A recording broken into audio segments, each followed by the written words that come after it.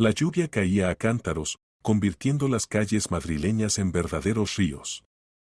El aguacero de septiembre se abatió sobre la ciudad con tal fuerza que los limpiaparabrisas del todoterreno no lograban lidiar con los torrentes de agua que corrían por el parabrisas.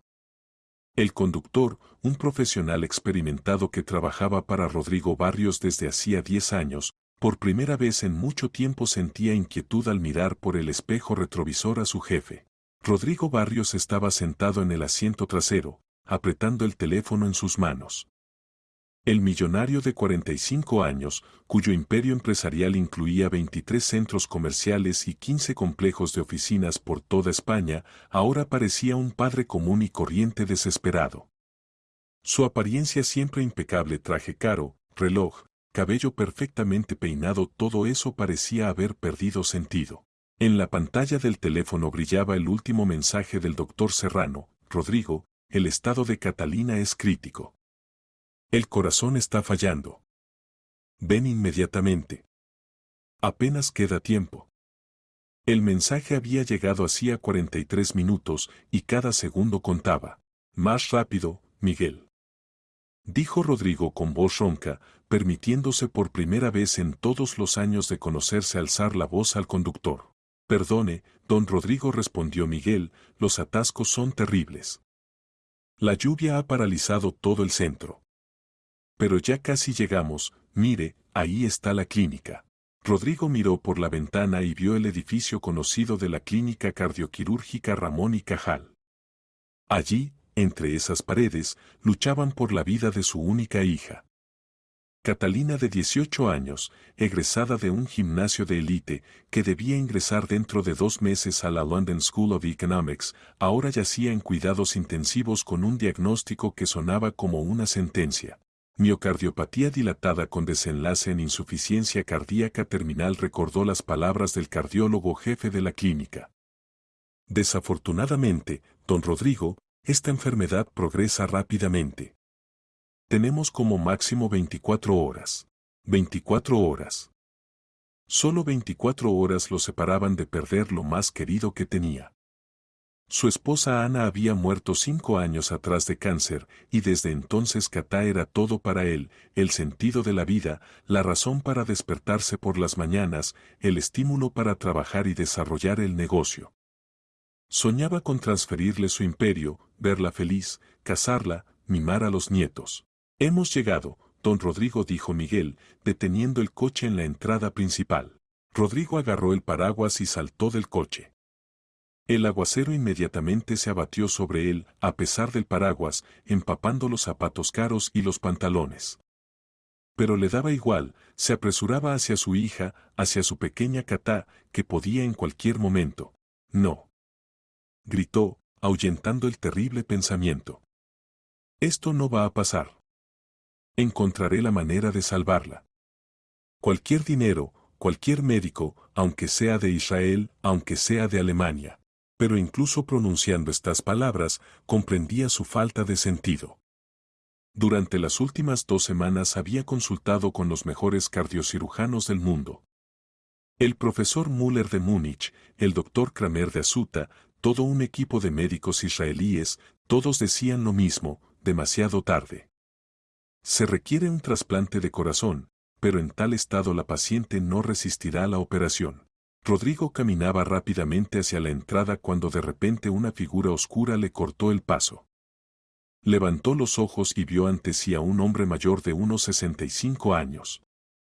La visión era aterradora: cabello gris colgando en mechones sucios, barba despeinada y cubierta de migas, en el rostro profundas arrugas y un color gris enfermizo de la piel. La ropa, una chaqueta rota de la que sobresalía el forro, vaqueros gastados hasta los agujeros, botas desgastadas sin cordones. Del anciano emanaba un olor penetrante de cuerpo sin lavar, mezclado con olor a alcohol barato. Señor, graznó el anciano, extendiendo una mano temblorosa con uñas sucias y mordidas, ayúdeme, por favor. No he comido en 3 días. Aunque sea 1 euro. Rodrigo se detuvo en seco.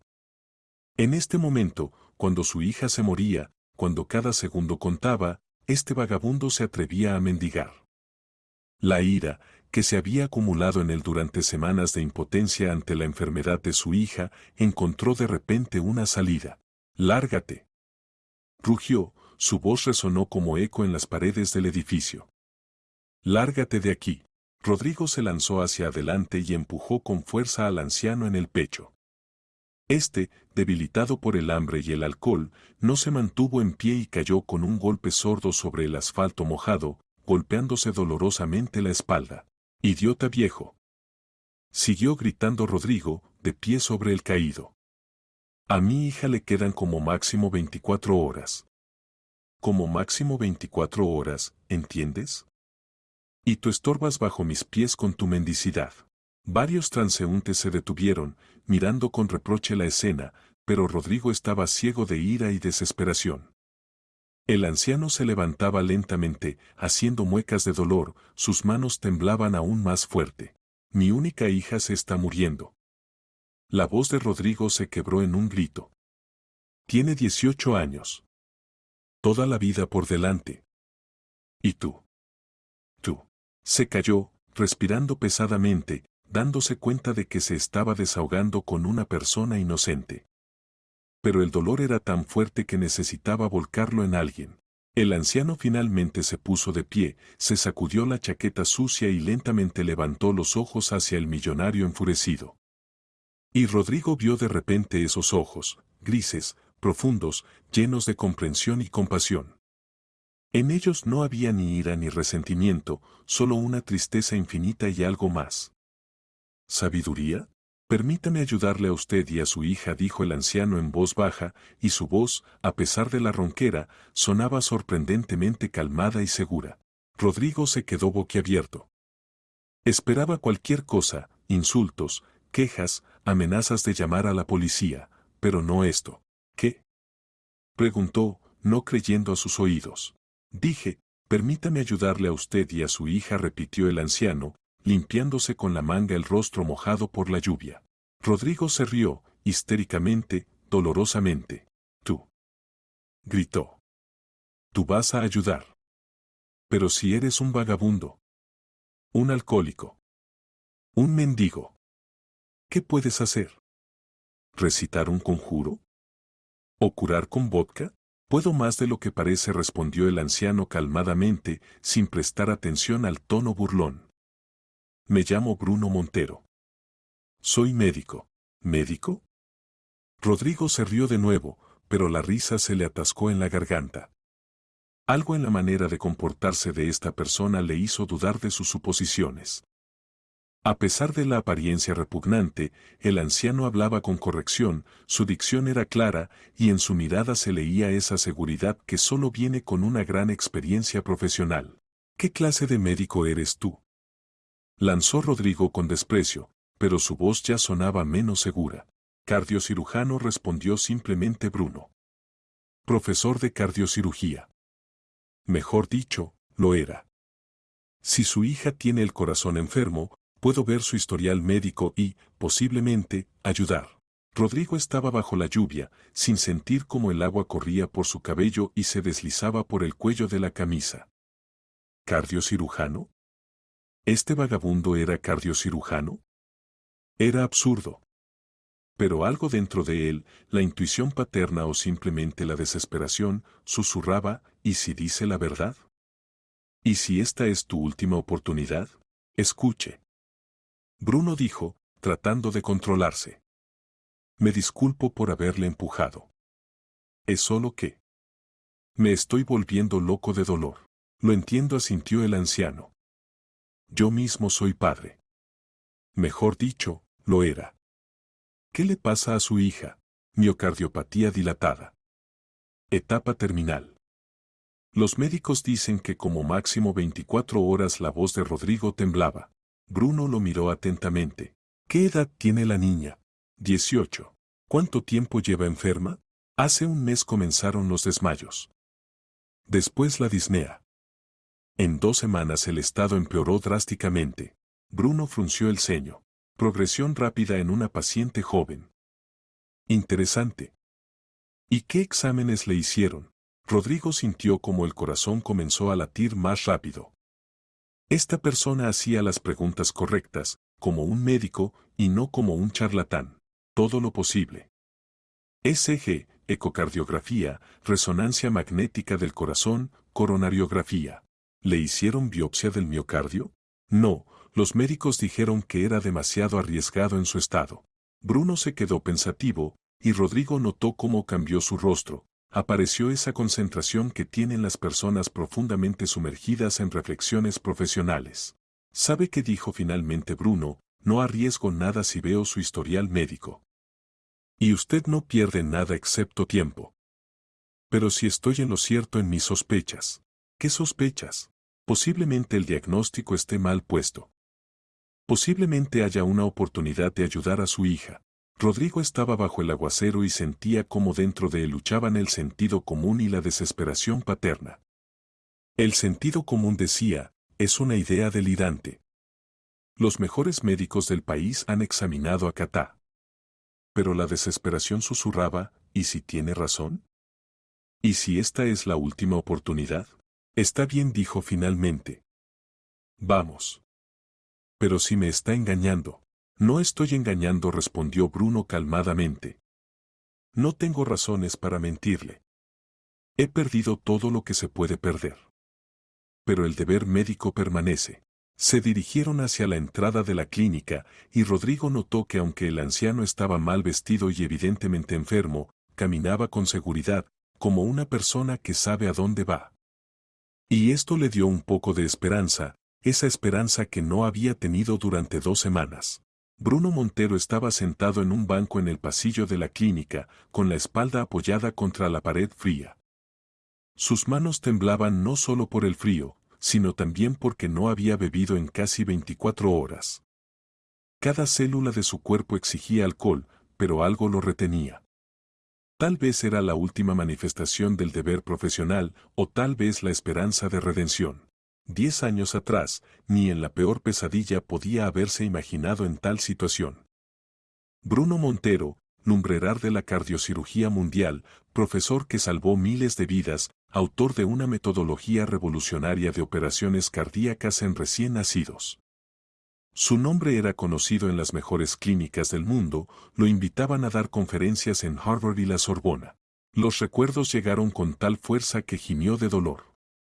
El 28 de septiembre de 2014, el día que dividió su vida en antes y después.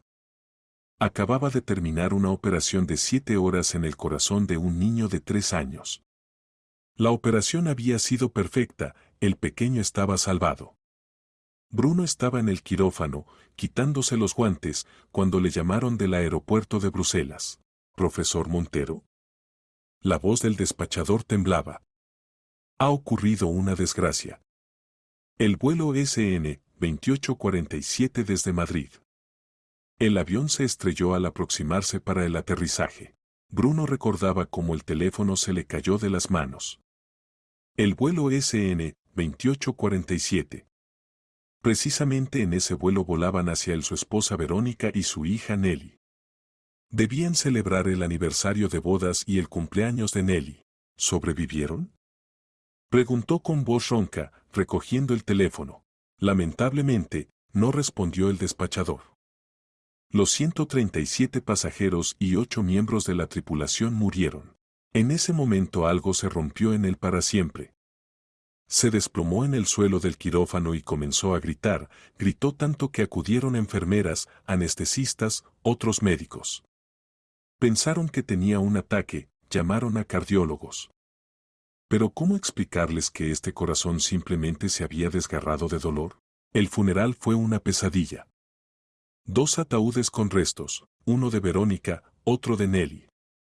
Bruno estaba junto a la tumba y no podía creer que esto le estuviera pasando a él. Verónica, su amada esposa, que siempre lo había apoyado, que había abandonado su carrera de traductora para seguirlo por el mundo. Nelly, su rayito de sol, que estudiaba en la Facultad de Derecho de la Universidad Complutense de Madrid y se iba a casar con su compañero de clase Pablo. Papá escuchaba la voz de Nelly de la última conversación telefónica, mamá y yo te extrañamos tanto. No puedo esperar a verte. Tengo una sorpresa para ti, Pablo me pidió matrimonio. ¿Te imaginas? Vas a tener un yerno. Ahora en lugar de un yerno solo tenía una tumba en el cementerio de la Almudena y una fotografía de una familia feliz que llevaba en el bolsillo interior de la chaqueta rota. Los primeros meses después del funeral intentó trabajar. Los colegas en Bélgica fueron comprensivos, le dieron tiempo, pero las manos comenzaron a temblar.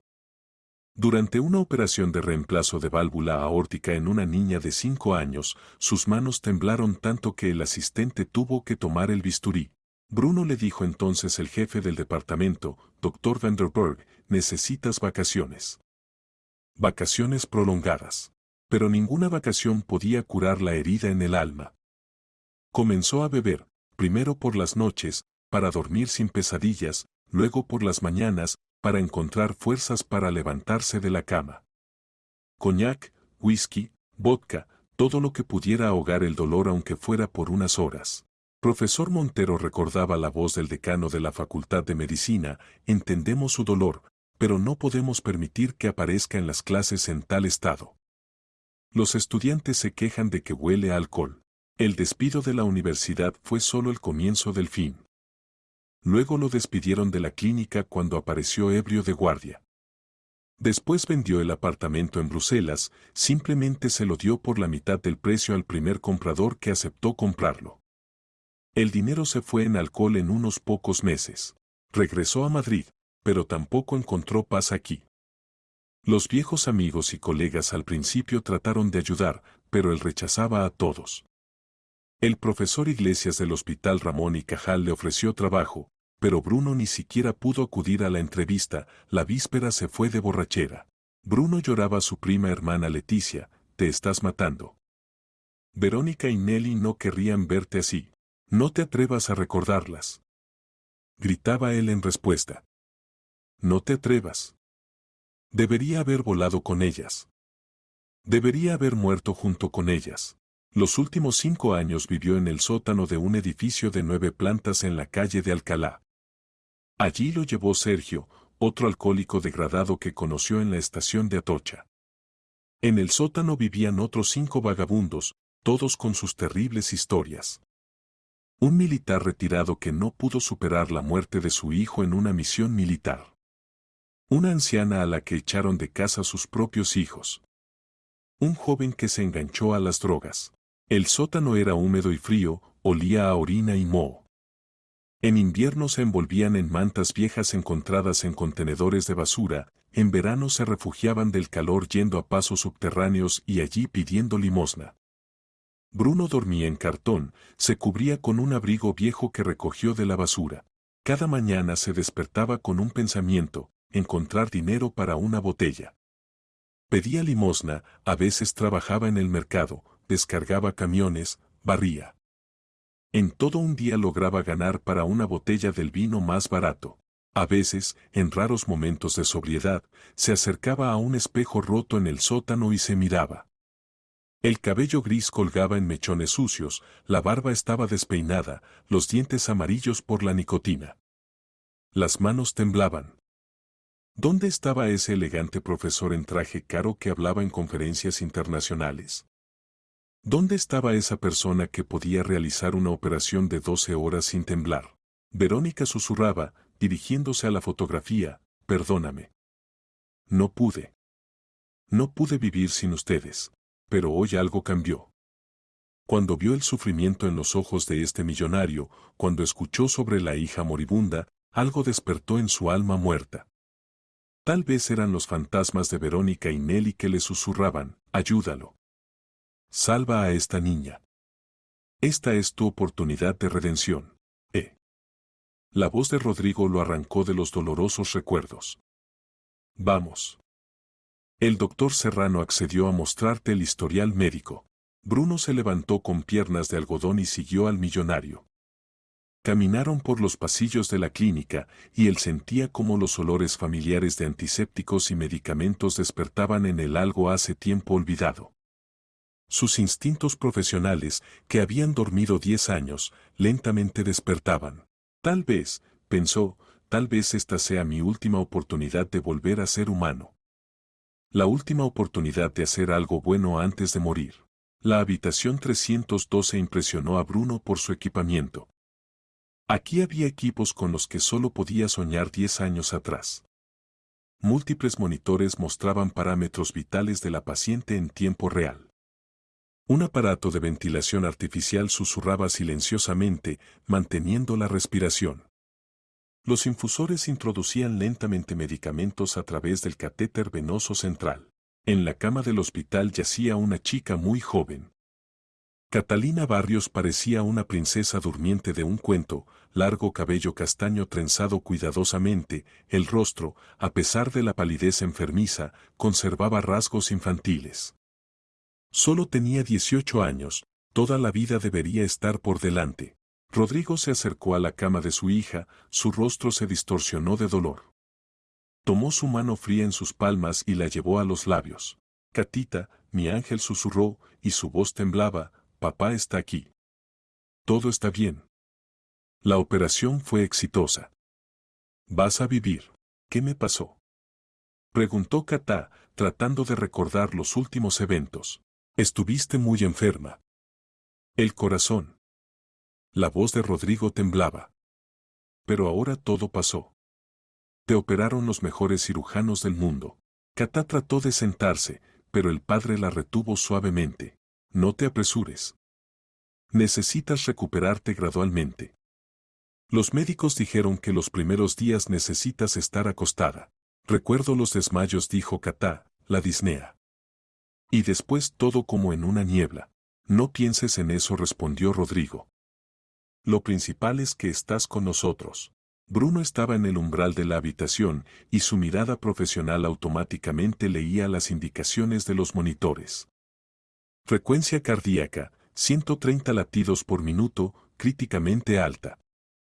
Presión arterial, 80/50, catastróficamente baja. Saturación de oxígeno, 89%, a pesar de la ventilación artificial. Presión venosa central, 22 milímetros Hg, lo que hablaba de insuficiencia ventricular derecha. Dios mío, dijo en voz baja, se está muriendo ahora mismo. El doctor Serrano se volvió hacia su voz. Era un hombre de unos 50 años, con mirada cansada y sienes grises.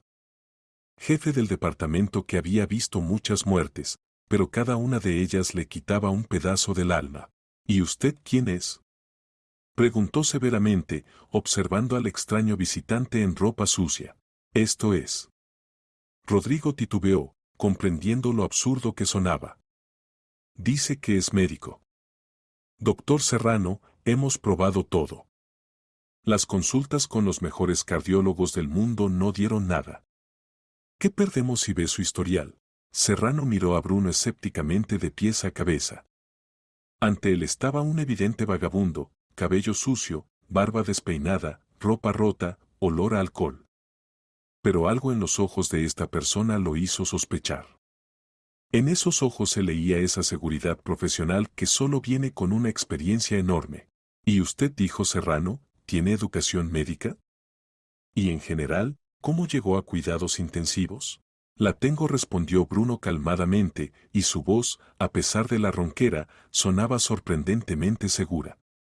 Cardiocirujano. Bruno Montero. El doctor Serrano se quedó petrificado como herido por un rayo. Se acercó lentamente a Bruno, escrutando su rostro. ¿Montero? Preguntó en un susurro.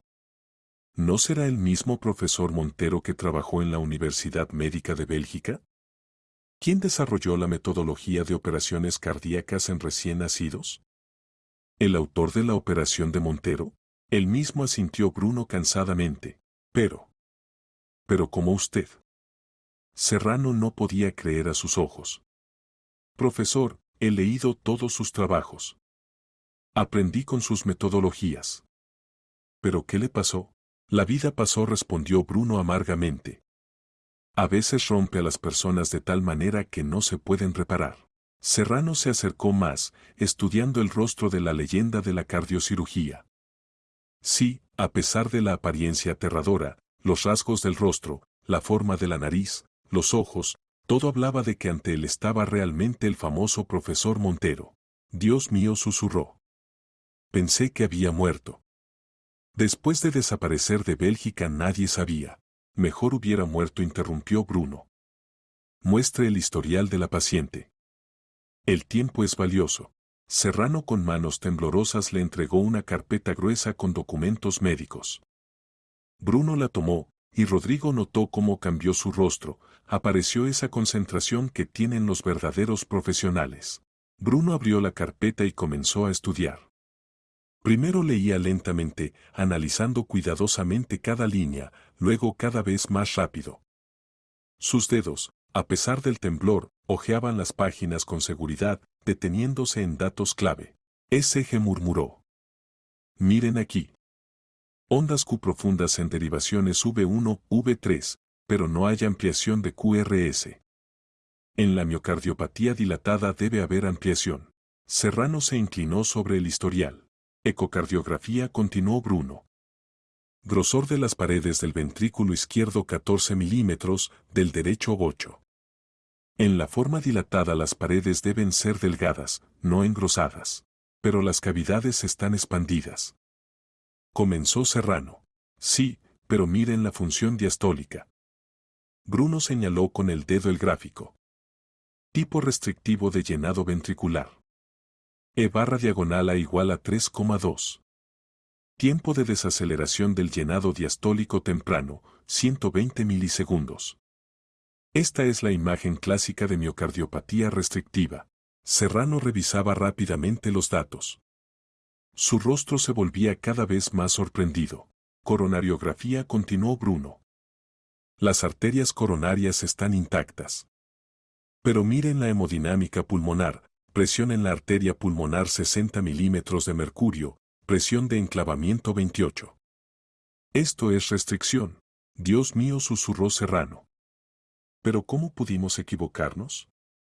Un concilio de los mejores cardiólogos. Porque miraron los síntomas, no la causa, dijo Bruno. Disnea, edemas, cavidades cardíacas expandidas, todo esto existe tanto en la forma dilatada como en la restrictiva. Pero el mecanismo de desarrollo es diferente. Rodrigo escuchaba su conversación, sin entender los términos médicos, pero sintiendo que estaba pasando algo importante.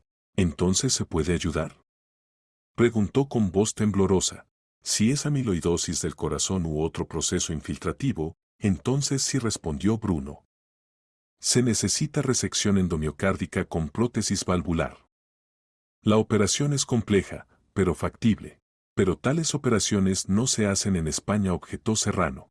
En España no, concordó Bruno. Pero mi alumno, Cristóbal Sánchez, trabaja en la clínica de la Cruz Roja en Bruselas. Él puede realizar tal operación. ¿Su alumno?, preguntó Serrano. Sí. Yo le enseñé cuando daba clases en Bélgica. Ahora es uno de los mejores cardiocirujanos de Europa. En la voz de Bruno apareció orgullo. Rodrigo agarró a Bruno del brazo. ¿Puede contactarlo? ¿Ahora mismo? No puedo, negó con la cabeza Bruno. No tengo ni teléfono ni computadora. Y es poco probable que quiera hablar conmigo después de que desaparecí de su vida. ¿Pero puede darme sus coordenadas? Puedo. Pero dígale que llama en nombre de Bruno Montero. Dígale que pido su ayuda para una niña moribunda. Él entenderá. En este minuto los monitores en la habitación sonaron bruscamente. El ritmo cardíaco de Katá se aceleró a 160 latidos por minuto, la presión cayó a valores críticos. Fibrilación auricular. Gritó Serrano, lanzándose hacia la chica. Enfermeras. Inmediatamente, 2 enfermeras corrieron a la habitación con el carrito de reanimación. Serrano rápidamente llenó una jeringa con medicamento y la inyectó en el catéter central. Cordarón 200 miligramos, ordenó. Preparen el desfibrilador. Bruno instintivamente dio un paso hacia la cama, sus reflejos profesionales funcionaron automáticamente. No desfibrilador, dijo. Con tal patología la terapia electroimpulsiva puede provocar paro cardíaco. Mejor añadan preparados de potasio y magnesio. Serrano titubeó por un segundo, luego asintió a la enfermera. Cloruro de potasio, magnesio, ordenó. Después de varios minutos el ritmo se estabilizó. Katá seguía inconsciente, pero los indicadores de los monitores mejoraron un poco. No queda tiempo en absoluto, dijo Serrano, limpiándose el sudor de la frente. Otro ataque así y todo terminará. Rodrigo miraba a su hija y sentía como todo dentro de él se contraía de horror. Estaba dispuesto a dar toda su fortuna con tal de salvarla. Volaré a Bélgica, dijo decisivamente. Ahora mismo. El avión privado de Rodrigo Barrios estuvo listo para el despegue 1 hora después de tomar la decisión. El equipo de 7 personas, pilotos, azafata, personal médico, 2 guardaespaldas y traductor, todos recibieron la orden de prepararse para un vuelo de emergencia a Bruselas. Rodrigo estaba sentado en su silla de trabajo en el salón del avión, marcando febrilmente el número de la clínica de la Cruz Roja. El corazón latía tan fuerte que escuchaba su golpeteo en los oídos. De la conversación con el doctor Sánchez dependía la vida de su hija. Clínica de la Cruz Roja, hablan en español, respondió una voz en el teléfono. Necesito al doctor Cristóbal Sánchez, jefe del departamento de cardiocirugía, dijo rápidamente Rodrigo. Es cuestión de vida o muerte. Un momento, lo conecto. Los tonos en el teléfono parecían eternidad. Rodrigo cerró los ojos y mentalmente rezó a todos los santos en los que creía y no creía. Habla Sánchez, se escuchó una voz masculina tranquila con ligero acento. Doctor, me llamo Rodrigo Barrios. Le llamo por mi hija. Se está muriendo, y la única persona que puede salvarla es usted. Lo escucho atentamente, respondió Sánchez. Llamo en nombre de Bruno Montero, pronunció Rodrigo esas palabras que, según esperaba, se convertirían en la llave para la salvación de su hija. En el teléfono se hizo silencio. Rodrigo solo escuchaba el zumbido de los motores del avión que ya se elevaba al cielo. ¿Bruno? La voz de Sánchez temblaba. ¿Está vivo? ¿Dónde está? En Madrid. Pide su ayuda para una niña moribunda de 18 años, mi hija. Dios mío, susurró el médico. Pensé que había muerto. Después de su desaparición. Cuénteme todo en orden. Rodrigo rápidamente expuso toda la historia, desde el encuentro con Bruno en la clínica hasta el establecimiento del nuevo diagnóstico. Sánchez escuchaba en silencio, haciendo ocasionalmente preguntas aclaratorias. ¿Tiene los documentos médicos de la paciente? Preguntó. Sí, los llevo conmigo. Ya volamos hacia ustedes. Bien. Envíemelo todo por correo electrónico, lo estudiaré antes de su llegada. Rodrigo hizo una seña a su asistente, y éste comenzó a escanear los documentos con un escáner portátil. Doctor Sánchez, dijo Rodrigo, estoy dispuesto a pagar cualquier cantidad. Diga el precio. No se trata de dinero, respondió el médico. Se trata de que tales operaciones son extremadamente complejas. Si Bruno puso el diagnóstico de miocardiopatía restrictiva, entonces tiene razón. Él nunca se equivocaba en los diagnósticos. ¿Entonces nos ayudará? Lo intentaré. Pero tengo una condición. El corazón de Rodrigo se contrajo. ¿Cuál? Bruno debe participar en la operación. Debe estar cerca, consultar, dirigir mis acciones. Pero él. Rodrigo titubeó. Ahora no está en las mejores condiciones. No importa en qué condiciones esté, dijo firmemente Sánchez. Esta es su metodología, su operación. Sin él no me haré cargo. La resección endomiocárdica no es una operación común. Necesito conocer cada matiz, cada detalle. Rodrigo comprendió que no tenía elección. Está bien, dijo. Lo traeré. Entonces los espero. Tan pronto como reciba los documentos, comenzaré inmediatamente la preparación para la operación. El avión volaba sobre la Europa nocturna y Rodrigo miraba por la ventanilla las luces de las ciudades abajo. En algún lugar allí, en una de esas ciudades, se encontraba la persona que podía salvar a su hija. Y en Madrid se moría Catá, y cada minuto contaba. El teléfono sonó, llamaba el doctor Serrano desde Madrid. Don Rodrigo, la voz del médico era tensa, el estado de Catalina empeoró drásticamente. Comenzó insuficiencia ventricular izquierda aguda. Conectamos contrapulsación con balón intraaórtico, pero esto no durará mucho. ¿Cuánto tiempo tenemos? Preguntó Rodrigo con voz ronca. Horas. Tal vez hasta la mañana. Rodrigo cerró los ojos. El vuelo a Bruselas tomaría otras 2 horas, luego negociaciones con Sánchez, regreso a Madrid. Doctor Serrano dijo, manténgala a cualquier precio. Traeré un cirujano que podrá salvarla. Está bien, respondió Serrano. Haremos todo lo posible. Rodrigo colgó y marcó el número de su asistente principal en Madrid. Máximo dijo, tan pronto como recoja al doctor en Bruselas, volaremos inmediatamente de regreso.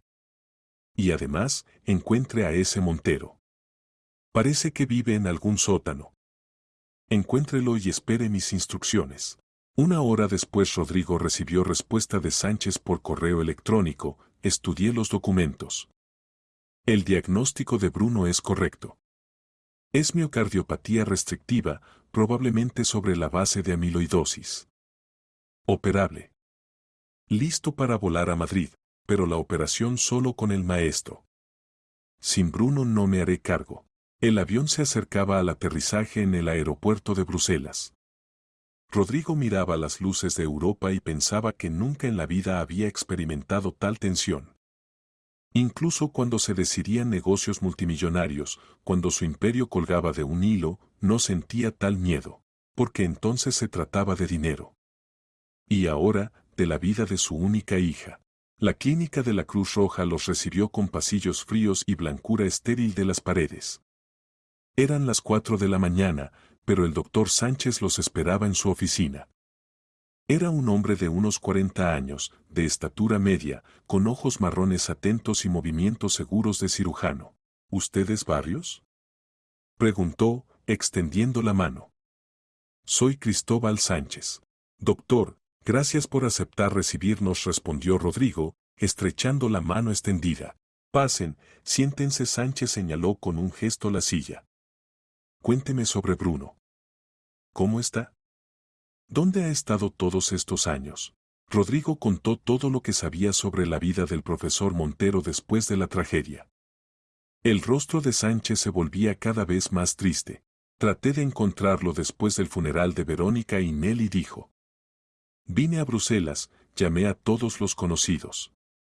Pero se desvaneció como si se hubiera disuelto. Se degradó, dijo honestamente Rodrigo. Se emborrachó, se volvió indigente. Cuando lo encontré, pedía limosna. ¿Pero puso el diagnóstico correcto? En la voz del médico sonaba esperanza. Sí. Su colega de Madrid confirmó que es realmente miocardiopatía restrictiva. Sánchez guardó silencio largo tiempo, estudiando los documentos médicos de Catá. ¿Entiende? Dijo finalmente, esta operación la desarrolló precisamente Bruno. Fue el primero en el mundo en realizar resección endomiocárdica en amiloidosis del corazón. Aprendí de él, asistí en decenas de tales operaciones, pero... Se tensó Rodrigo. Cada caso es único. Necesito tomar decisiones durante la operación, ver lo que solo él ve. Sin su participación el porcentaje de éxito cae del 30 al 10%. Y con él, 50%. Bruno es un genio de la cardiocirugía. Aunque sus manos tiemblen, su cerebro funciona como antes. Rodrigo sintió una oleada de esperanza. ¿Entonces acepta volar con nosotros? Sí, asintió Sánchez. Pero con la condición de que Bruno asista. Y otra condición más, la operación debe realizarse en las próximas 24 horas. Según los documentos, casi no queda tiempo. Acepto cualquier condición, dijo Rodrigo. Sánchez se levantó y se acercó a la ventana. ¿Sabe? Dijo, por mucho tiempo me culpé por no haber podido ayudar al maestro después de la tragedia. Tal vez ahora tengo la oportunidad de corregir esto. ¿Cómo? Bruno perdió el sentido de la vida después de la muerte de su familia. Pero si salva a su hija, si vuelve a sentirse médico. Posiblemente esto lo ayude a regresar a la vida. Rodrigo comprendió que ante él no solo había un cirujano destacado, sino también una persona que ama a su maestro. Entonces volemos a salvar a mi hija, dijo. Y a su maestro. El regreso a Madrid se convirtió para Rodrigo en el vuelo más largo de su vida. Cada minuto esperaba una llamada del doctor Serrano con el mensaje de que todo había terminado. Cristóbal Sánchez estaba sentado al lado, estudiando historiales médicos y preparándose para la operación que podía convertirse en la última oportunidad para la chica moribunda.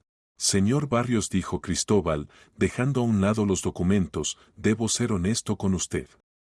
Incluso si encontramos a Bruno en condiciones apropiadas, las posibilidades no son muy altas. Su hija ha estado demasiado tiempo en estado crítico. Rodrigo apretó los apoyabrazos de la silla tan fuerte que los nudillos de los dedos se pusieron blancos. Ella es fuerte, susurró. Como su madre. Ana luchó contra el cáncer hasta el final. Catá también luchará. Cuando el avión aterrizó en Barajas, en la pista ya los esperaban 3 coches de escolta y una ambulancia. Rodrigo no perdía tiempo, cada segundo contaba. A la clínica. Gritó al conductor. Más rápido. Por el camino logró llamar a Serrano. Doctor, ¿cómo está Catá? Mal, don Rodrigo. La voz del médico era sombría. Muy mal. La conectamos a un corazón artificial, externó, pero esto nos da como máximo unas horas. El corazón prácticamente no funciona. Resistan, dijo Rodrigo. Traje un cirujano. Ahora buscaremos a Montero. En la clínica los recibió un verdadero alboroto. Serrano personalmente recibió a Sánchez en el vestíbulo. Cristóbal dijo, extendiendo la mano, he leído sus trabajos. Es un honor conocerlo. Igualmente, respondió Sánchez. Lléveme a la paciente. ¿Y dónde está el profesor Montero? Lo están buscando. Enviaron gente a ese sótano donde vive. Subieron a cuidados intensivos. El estado de Catá era aterrador. A su cuerpo estaban conectados decenas de cables y tubos. El aparato de corazón artificial trabajaba monótonamente en lugar de su propio órgano, que apenas se las arreglaba. Sánchez examinó en silencio a la chica, estudió las indicaciones de los monitores. Su rostro se volvía cada vez más sombrío. Casi no queda tiempo, le dijo a Serrano. Necesitamos operar en las próximas horas. ¿Dónde está el quirófano? Listo. Pero sin el profesor Montero. Sin él no empezamos, dijo firmemente Sánchez. En este momento en el pasillo se escucharon voces. Rodrigo salió corriendo de la habitación y vio a sus guardaespaldas que literalmente arrastraban al resistente Bruno. Suéltenme. Gritaba el anciano. Iré solo. Bruno se veía igual que la víspera. No estaba ebrio, pero de él emanaba un olor nauseabundo, la ropa estaba sucia y rota. Bruno se acercó. Rodrigo, mi hija se está muriendo. Usted prometió ayudar. ¿Su hija? Murmuró Bruno. ¿Encontró a Cristóbal? Mientras tanto, Cristóbal salió de la habitación y vio a su maestro en tal estado. El rostro del cirujano se distorsionó de dolor. Bruno dijo en voz baja, ¿qué le pasó? Bruno levantó los ojos y por varios segundos escrutó el rostro de Cristóbal. Gradualmente en su mirada apareció reconocimiento. ¿Cristóbal? Susurró. ¿Eres realmente tú? Sí, soy yo. Cristóbal se acercó más, sin prestar atención al olor. Tu alumno. Bruno se tambaleó y casi se cayó. Cristóbal lo sostuvo. Cristóbal, muchacho mío, lloró Bruno, perdóname. Perdona que me haya vuelto así. No quería que me vieras así. No importa, susurró Cristóbal, y Rodrigo vio que el joven médico también tenía lágrimas en los ojos. No importa, maestro. Lo principal es que estás aquí. Ya no soy médico, sollozaba Bruno. Soy un borracho, un vagabundo. Mis manos tiemblan, no recuerdo nada. ¿Recuerdas? Dijo Cristóbal. Ayer pusiste el diagnóstico correcto a una niña que no podían curar los mejores cardiólogos de Madrid. Significa que el médico en ti aún vive. Rodrigo no aguantó y agarró a Bruno por los hombros. Bruno dijo, y su voz se quebraba, si hay en usted aunque sea una gota de humanidad, ayude. Mi hija tiene 18 años. Ella no tiene la culpa de lo que le pasó a usted. No la deje morir. Bruno lo miró, y Rodrigo vio que el anciano recordó algo y se quedó pensativo. La niña. Susurró. Sí, miocardiopatía restrictiva. Sí. Exclamó Rodrigo. Usted recuerda todo. Recuerdo, asintió Bruno. Pero no puedo operar en tal estado. No necesita operar, dijo Cristóbal. Solo esté cerca. Aconseje, dirija. Yo seré sus manos. Bruno guardó silencio largo tiempo, luchando consigo mismo. Finalmente se enderezó, y en su voz aparecieron notas de la antigua seguridad. Está bien, dijo. Pero primero necesito ponerme en orden. Y necesito café fuerte. Y un sándwich. Me caigo de hambre. Rodrigo sintió una oleada de esperanza. Tal vez aún no todo estaba perdido. Máximo. Gritó al guardaespaldas. Lleve al profesor a la ducha, búsquenle navaja, ropa limpia. Y traigan un termo del café más fuerte que encuentren y un sándwich. Pero entonces de la habitación salió corriendo una enfermera. Doctor Serrano. Gritó. La paciente tiene paro cardíaco. Todos corrieron a la habitación. En los monitores se mostraba una línea recta, asistolia. Katá yacía inmóvil, solo el aparato de ventilación artificial seguía inflando sus pulmones. Adrenalina. Gritó Serrano. Comenzamos reanimación. Bruno, a pesar de su estado, se acercó a la cama y miró los monitores. Esperen, dijo. No adrenalina. En la miocardiopatía restrictiva la adrenalina puede agravar la situación. ¿Pero qué hacer? Preguntó Serrano. Calcio, dijo Bruno. Cloruro de calcio y electroestimulación. El ritmo puede restablecerse. Serrano ejecutó las indicaciones. Después de varios minutos angustiosos en el monitor aparecieron contracciones cardíacas débiles pero regulares. Funcionó, susurró Cristóbal. Es usted un genio. Pero Bruno no escuchaba los elogios.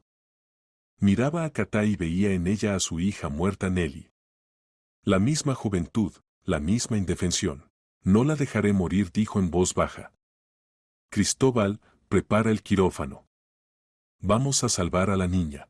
La transformación de Bruno tomó media hora, pero el resultado superó todas las expectativas.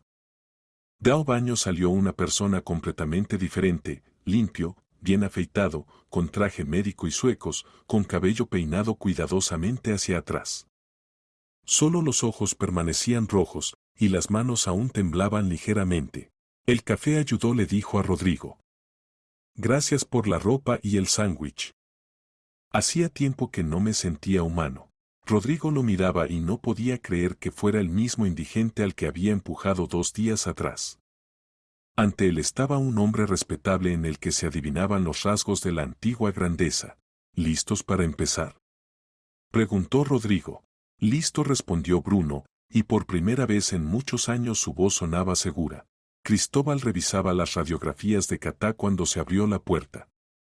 Levantó la cabeza y se quedó inmóvil. Ante él estaba su maestro como lo recordaba, limpio, seguro de sí mismo, con esa dignidad especial que distingue a los verdaderos profesionales.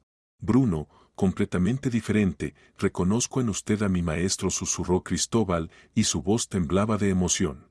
Sí, me puse en orden, respondió Bruno, y él mismo tenía lágrimas en los ojos. Estuvieron de pie uno frente al otro varios segundos, luego Cristóbal se acercó rápidamente al maestro y lo abrazó. Perdóname, Cristóbal, dijo Bruno. No podía hablar con nadie, ver a nadie. El dolor era demasiado fuerte. Entiendo, asintió Cristóbal. Pero lo principal es que está aquí. Ahora podemos ayudar a esta niña. Se sentaron a la mesa, y Cristóbal desplegó ante el maestro todos los documentos médicos, radiografías, análisis, resultados de exámenes. Dame los indicadores de su estado en este momento, dijo Bruno, y en su voz aparecieron notas profesionales. Estudiaba cuidadosamente las radiografías médicas y diagramas. Amiloidosis del corazón, dijo Bruno después de un largo estudio. Imagen clásica. ¿Ves estos depósitos en la ecocardiografía? ¿Y el grosor de las paredes del miocardio, 14 milímetros con cavidades expandidas? Sí, asintió Cristóbal. El diagnóstico es exacto. La pregunta es cómo operar. La resección endomiocárdica en tal estado. Difícil, pero posible, interrumpió Bruno. ¿Recuerdas la operación en el hospital de Gante? ¿Un niño de 7 años con patología análoga? Recuerdo los ojos de Cristóbal se iluminaron. Usted entonces desarrolló un enfoque fundamentalmente nuevo. Exactamente. Resección por etapas con prótesis valvular intermedia. Primero removemos los depósitos amiloides del ventrículo izquierdo, luego del derecho. Rodrigo escuchaba su conversación y no entendía los términos médicos, pero sentía que entre maestro y alumno estaba pasando algo importante, la transmisión de conocimientos que podían salvar a su hija. ¿Qué posibilidades?, preguntó. Con un cirujano común, 10% respondió honestamente Cristóbal. Pero con Bruno cerca, 50. ¿Y sin operación? No las hay, dijo Bruno. La niña morirá en unas horas. Rodrigo cerró los ojos. 50% era mejor que nada. Pero aún daba miedo. ¿Cuándo empezamos?, preguntó. Ahora, respondió Bruno. No se puede perder tiempo. Pasaron al quirófano. Kataya yacía en la mesa, conectada al aparato de circulación artificial. El anestesista verificó la preparación de la paciente para la operación. Todo listo, informó. Cristóbal se acercó a la mesa y tomó el bisturí. Bruno se colocó al lado, su papel era consultivo, pero todos entendían que de él dependía el éxito de la operación. Recuerda la regla principal, Cristóbal, dijo Bruno. El corazón no tolera la prisa. Cada movimiento debe ser preciso y pensado. Recuerdo, maestro, respondió Cristóbal. Y además, agregó Bruno, no operamos simplemente un corazón. Operamos la vida de alguien, los sueños de alguien. En esta niña está todo el universo de su padre. Rodrigo estaba sentado en el pasillo junto al quirófano y esperaba. Las lágrimas corrían por sus mejillas. Este anciano, al que había empujado e insultado, entendía su dolor mejor que cualquier otra persona. Empezamos, dijo Cristóbal, haciendo la primera incisión. La operación comenzó a las 7 de la mañana e inmediatamente mostró su complejidad. Cuando Cristóbal abrió la caja torácica de Katá, todos los presentes en el quirófano exclamaron, el corazón de la chica estaba aumentado casi al doble, y sus paredes tenían un aspecto seroso no natural. Dios mío, susurró uno de los asistentes, ¿cómo vivía con tal corazón? Juventud y fuerza de voluntad, respondió Bruno, estudiando atentamente el cuadro que se había abierto. Cristóbal, ¿ves estos depósitos amarillos en el epicardio? Es amiloide. Hay que ser extremadamente cuidadoso, el tejido es muy frágil. Cristóbal asintió y continuó el trabajo. Sus movimientos eran precisos y seguros, pero se veía cómo se tensaban sus hombros, cómo se concentraba mirando el campo operatorio. Conectamos el aparato de circulación artificial, dijo Cristóbal. Detenemos el corazón. El corazón de Katá se quedó inmóvil. Ahora su vida la mantenían solo las máquinas, el aparato de ventilación artificial y el aparato de circulación artificial. En el quirófano se hizo más silencioso, solo se escuchaba el siseo medido de los aparatos y las órdenes silenciosas del cirujano. Comenzamos la resección del ventrículo izquierdo, dijo Cristóbal, tomando un instrumento especial. Cuidado, advirtió Bruno. ¿Ves esta zona? Aquí pasa la arteria descendente anterior. Aléjate 2 milímetros a la izquierda. Cristóbal corrigió la dirección de la incisión. Bruno estaba al lado, siguiendo cada movimiento de su alumno, y de vez en cuando daba consejos. Sus manos temblaban, pero la voz era calmada y segura. Excelente, dijo. Ahora necesitamos remover los depósitos amiloides del tabique interventricular. Pero ten cuidado, allí pasa el sistema de conducción del corazón. Hora tras hora la operación continuaba. Cristóbal metódicamente removía las zonas afectadas del músculo cardíaco, y Bruno lo dirigía, compartía experiencia, advertía sobre peligros. La temperatura corporal de la paciente está bajando, informó el anestesista. 34 grados. Normal, respondió Bruno. En tal operación la hipotermia protege el cerebro de la isquemia. Rodrigo estaba de pie tras la pared del quirófano ya 4 horas. Las piernas se entumecieron, la espalda dolía, pero no podía alejarse ni un paso. Junto a él estaba el doctor Serrano, que de vez en cuando lo animaba. Hay que tener esperanza. Sánchez es un excelente cirujano, pero con el profesor Montero cerca se supera a sí mismo. ¿La salvarán? Preguntó Rodrigo con voz ronca. No lo se respondió honestamente Serrano. Pero si alguien puede hacerlo, son ellos. Mientras tanto en el quirófano ocurrió un momento crítico. Al remover los depósitos amiloides del ventrículo derecho, Cristóbal accidentalmente tocó una de las arterias coronarias. Sangrado. Gritó el asistente. La sangre se derramó en el campo operatorio, cerrando la visión. Todos en el quirófano se agitaron y esperaron instrucciones posteriores. Cristóbal, no entres en pánico, dijo calmadamente Bruno. Aprieta la arteria con el dedo. Así. Ahora toma la microaguja con prolene 7-0. Cristóbal ejecutó las indicaciones del maestro. Sus manos no temblaron, a pesar de la situación crítica. Pon la sutura, continuó instruyendo Bruno. ¿Recuerdas cómo te enseñé? Puntada por el borde, no perfores la pared posterior. En 10 minutos el sangrado se detuvo. Cristóbal suspiró. Gracias, maestro, dijo. Sin usted no me habría arreglado. Te habrías arreglado, respondió Bruno. Eres un excelente cirujano, Cristóbal. Solo necesitas creer en ti mismo. La operación continuó. La remoción de los depósitos amiloides estaba terminada, ahora venía la parte más compleja, la prótesis de las válvulas del corazón. La válvula mitral está afectada en un 70%, dijo Cristóbal, estudiando el cuadro que se había abierto. Se necesita prótesis completa. De acuerdo, asintió Bruno. Usa bioprótesis. A su edad servirá unos 20 años y después se podrá reemplazar. La instalación de la prótesis requirió otras 2 horas de trabajo de orfebrería. Cada sutura debía ser ideal, de esto dependía la vida posterior de la paciente. Listo, dijo finalmente Cristóbal. La prótesis está instalada. Verificamos la hermeticidad. El anestesista introdujo solución fisiológica en el corazón. La prótesis se mantenía perfectamente, no había filtraciones. Excelente, dijo Bruno. Ahora la válvula tricúspide. La segunda parte de la operación transcurrió más suavemente, la experiencia de la primera prótesis ayudó, y en 1 hora la segunda válvula artificial estaba instalada. Todo, dijo Cristóbal. Resección completada, prótesis instaladas. Ponemos en marcha el corazón. Este fue el momento más emocionante de la operación. Al quitar la pinza de la aorta, los cirujanos ponían en marcha el corazón de la paciente. O funcionaría correctamente, o la chica moriría en la mesa de operaciones. Quitamos la pinza, dijo Cristóbal.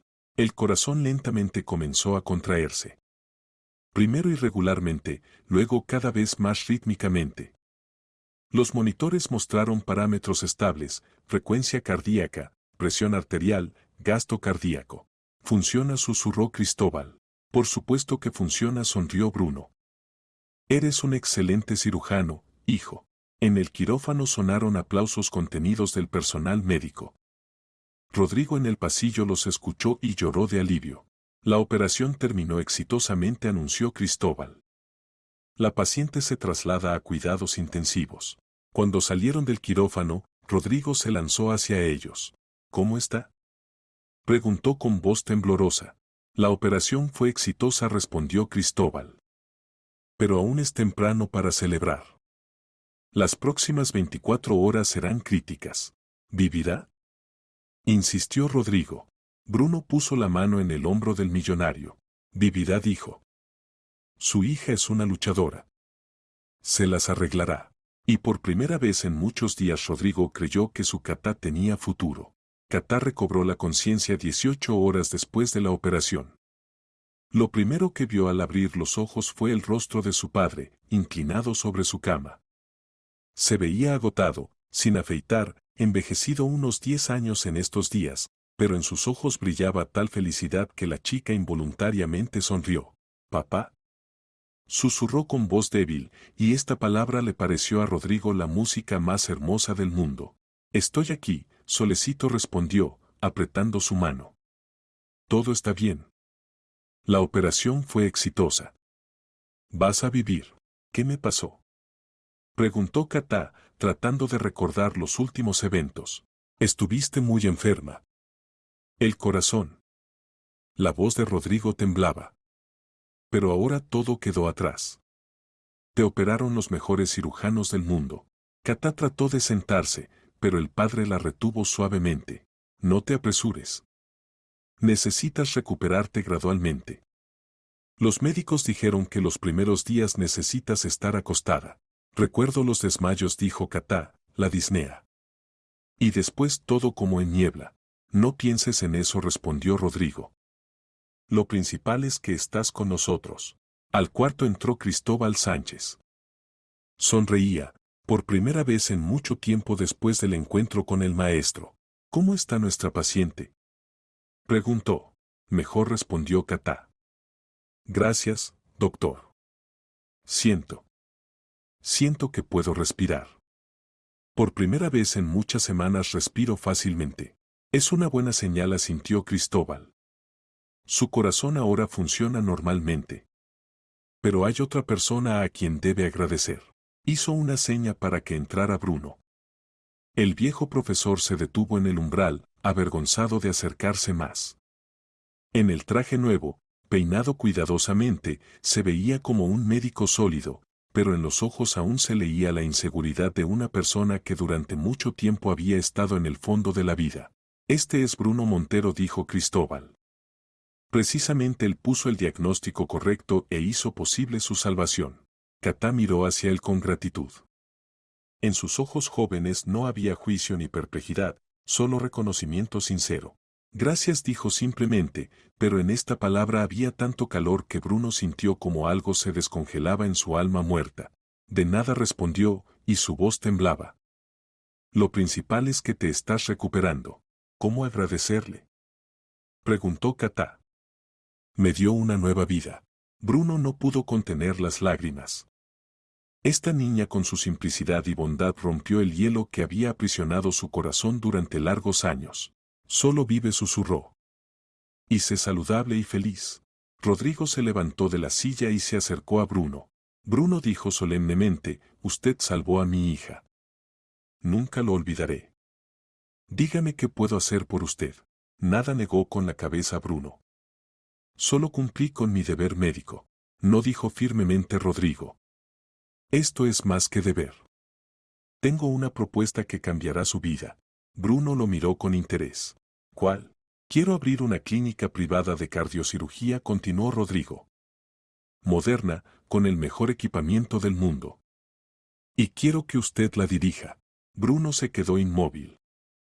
Guardó silencio largo tiempo, luchando con sentimientos contradictorios. Don Rodrigo dijo finalmente, agradezco la propuesta, pero no puedo operar. Mis manos tiemblan, la memoria falla. Usted será médico jefe y consultor, interrumpió Rodrigo. Recibir pacientes, consultar en operaciones complejas, transmitir experiencia a médicos jóvenes. Y operar lo harán Cristóbal y otros cirujanos que usted seleccione. Bruno se estremeció. La propuesta era tentadora, pero temía creer que la vida podía cambiar para mejor. ¿Y si recaigo?, preguntó en voz baja. ¿Si vuelvo a beber? No lo hará, dijo confiadamente Rodrigo. Tendrá un objetivo, sentido de vida. Podrá volver a salvar gente. Cristóbal se acercó al maestro y puso la mano en el hombro. Bruno dijo, acepte. Sin usted nunca me habría convertido en el cirujano que soy ahora. Trabajemos juntos, como en los viejos tiempos. Bruno miró los rostros de las personas que lo rodeaban, al millonario agradecido, al alumno leal, a la niña que ayudó a salvar. Por primera vez en 10 años sintió que la gente lo necesitaba. Está bien, dijo en voz baja. Lo intentaré. Pero con una condición. ¿Cuál?, preguntó Rodrigo. La clínica debe llamarse en honor a mi esposa e hija, en memoria de Verónica y Nale Mancharo. Que sus nombres sirvan al bien. Rodrigo le extendió la mano. De acuerdo. Clínica de cardiocirugía en memoria de Verónica y Nale Mancharo. ¿Trato hecho? Trato hecho, respondió Bruno, estrechando la mano extendida, y por primera vez en muchos años sonrió sinceramente. Pasaron 6 meses desde la operación de Katá, y durante este tiempo la vida de todos los participantes de esta historia cambió radicalmente. En las afueras de Madrid, en una zona ecológicamente limpia junto a un bosque de pinos, creció la Clínica de Cardiocirugía en memoria de Verónica y Nelly Montero, un verdadero centro médico de nivel mundial. Rodrigo Barrios no escatimó medios. El edificio de la clínica fue diseñado por los mejores arquitectos e incluía 5 quirófanos equipados con el equipamiento más moderno, salas de cuidados intensivos, consultorios de diagnóstico, centro de rehabilitación e incluso un pequeño hotel para familiares de pacientes. Bruno estaba en su nueva oficina en el 4.º piso, mirando por la ventana panorámica el bosque otoñal. En la puerta lucía una placa, médico jefe y director médico, profesor B. Montero. Sus manos casi no temblaban, el trabajo, el objetivo en la vida y la responsabilidad resultaron ser la mejor medicina para todas las dolencias. El interior de la oficina era austero pero acogedor. Y en el escritorio estaba la fotografía de Verónica y Nelly en un hermoso marco de plata. Gracias, le susurraba cada mañana. Gracias por llevarme a estas personas. Gracias por la nueva vida. A la oficina entró Cristóbal. En 6 meses él también cambió, se mudó de Bélgica para siempre, se casó con la cardióloga Isabel y ahora dirigía el departamento quirúrgico de la clínica. ¿Listo para recibir pacientes?, preguntó. Listo, sonrió Bruno. Hoy es un día especial, el primer día de trabajo de nuestra clínica. ¿Sabe, Bruno?, dijo Cristóbal, sentándose en la silla, a veces me parece que todo esto es un sueño. Hace 6 meses pensé que nunca más lo vería, y ahora trabajamos juntos otra vez. La vida es una cosa sorprendente, concordó Bruno. A veces te rompe hasta los cimientos y después te da una segunda oportunidad. ¿Y no se arrepiente de haber aceptado?, preguntó Cristóbal. La responsabilidad es enorme, pacientes de todo el país vendrán. No, respondió firmemente Bruno. Entendí que tengo otra familia más, mis pacientes, mis alumnos. Gente a la que puedo ayudar. Tocaron a la puerta. Entró la secretaria, una chica joven con rostro agradable. Bruno dijo, vino a consulta la primera paciente. Una niña, 3 años, cardiopatía congénita. Que pase, dijo Bruno. A la oficina entró una mujer joven con una niña pequeña en brazos. La mujer se veía asustada de emoción y la pequeña estaba pálida y apática. Doctor, dijo la mujer con voz temblorosa, nos dijeron que solo usted puede ayudar a nuestra Marieta. Tiene una cardiopatía compleja y los médicos de nuestra ciudad dicen que la operación es demasiado arriesgada. Bruno se acercó a ellas y cuidadosamente tomó a la niña en brazos. La pequeña no se resistió, solo miraba al doctor con ojos grandes. Muestre los documentos médicos, dijo Bruno. La mujer le entregó una carpeta gruesa con análisis y radiografías. Bruno los estudió atentamente, mirando de vez en cuando a la niña. Tetralogía de Fallot con atresia de arteria pulmonar, dijo finalmente. Caso complejo, pero operable. ¿Y las posibilidades?, preguntó la mujer, y en su voz se escuchaba el miedo mal disimulado. Buenas, respondió Bruno. Hemos hecho operaciones similares muchas veces. Lo principal es no demorar el tratamiento. La mujer lloró de alivio. Gracias, susurró. Gracias por darnos esperanza. Bruno la miraba y se recordaba a sí mismo hace muy poco tiempo, una persona desesperada, degradada, que había perdido todo. Y ahora podía volver a dar esperanza a la gente, devolverles lo más querido, la salud de sus hijos. Cristóbal realizará la operación, dijo. Y yo consultaré. No se preocupe, su pequeña estará bien. Cuando la mujer con la niña se fue, a la oficina entró Rodrigo. En 6 meses él también cambió mucho, se volvió más calmado, equilibrado. El negocio ya no lo absorbía completamente, entendió que hay cosas más importantes que el dinero. ¿Cómo van las cosas? ¿El primer paciente?, preguntó. Sí, asintió Bruno. Niña de 3 años con cardiopatía congénita. Operaremos la próxima semana. ¿Y cómo está Cata?, preguntó Cristóbal. Excelente, sonrió Rodrigo. Ingresó al instituto médico, estudia con entusiasmo. Dice que quiere ser cardiocirujana, como el tío Bruno. Bruno sintió calor en el pecho. Cata realmente se había vuelto para él como una segunda hija. A menudo venía a la clínica, ayudaba a las enfermeras, estudiaba literatura médica. Es una chica capaz, dijo. De ella saldrá una excelente médica. Por cierto, dijo Rodrigo, tengo noticias. El doctor Serrano quiere venir a trabajar con nosotros. Y otros 3 cardiocirujanos de otras clínicas. Esto es bueno, asintió Bruno. Necesitamos un equipo fuerte. Y además, continuó Rodrigo, fundé una fundación benéfica. Pagaremos el tratamiento de niños de familias de bajos recursos. Bruno lo miró con respeto. Esta persona, que hace 6 meses lo había empujado en la entrada de la clínica, resultó ser no solo un rico, sino un verdadero mecenas. ¿Cómo quiere llamar a la fundación?, preguntó. Segunda oportunidad, respondió Rodrigo. Porque todos nosotros recibimos una segunda oportunidad en la vida, ¿verdad? Bruno asintió. Realmente, cada uno de ellos recibió lo que buscaba. Rodrigo recuperó a su hija, Cristóbal se reunió con el maestro, Cata recibió una nueva vida, y Bruno mismo encontró un nuevo sentido de existencia. ¿Sabe?, dijo Bruno, acercándose a la ventana, a veces me parece que Verónica y Nelly aún están cerca. Que dirigen mi mano, sugieren las decisiones correctas. Posiblemente sea así, respondió Rodrigo. Posiblemente el amor sea más fuerte que la muerte. Tras la ventana comenzaba un nuevo día, lleno de esperanzas y posibilidades. En la clínica ya trabajaban médicos, se preparaban para operaciones, recibían pacientes. Y Bruno sabía que cada persona salvada era una pequeña victoria sobre el dolor, sobre la desesperación, sobre la muerte. Su nueva vida apenas comenzaba. Pasó un año desde la apertura de la clínica. Durante este tiempo Bruno y su equipo realizaron cientos de operaciones, salvaron muchas vidas. La reputación de la clínica creció rápidamente, a ellos llegaban pacientes no solo de España, sino también de otros países. Bruno ya no bebía.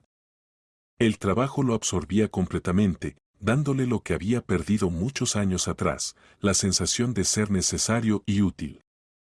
Cada paciente salvado era para él una pequeña victoria sobre el pasado, sobre el dolor de la pérdida. Cristóbal se adaptó completamente en España y se convirtió en uno de los cardiocirujanos líderes del país.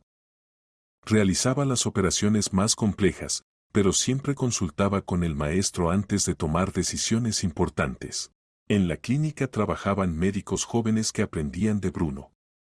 Les transmitían no solo conocimientos, sino también la filosofía del quehacer médico, compasión hacia los pacientes, disposición a luchar por cada vida hasta el final.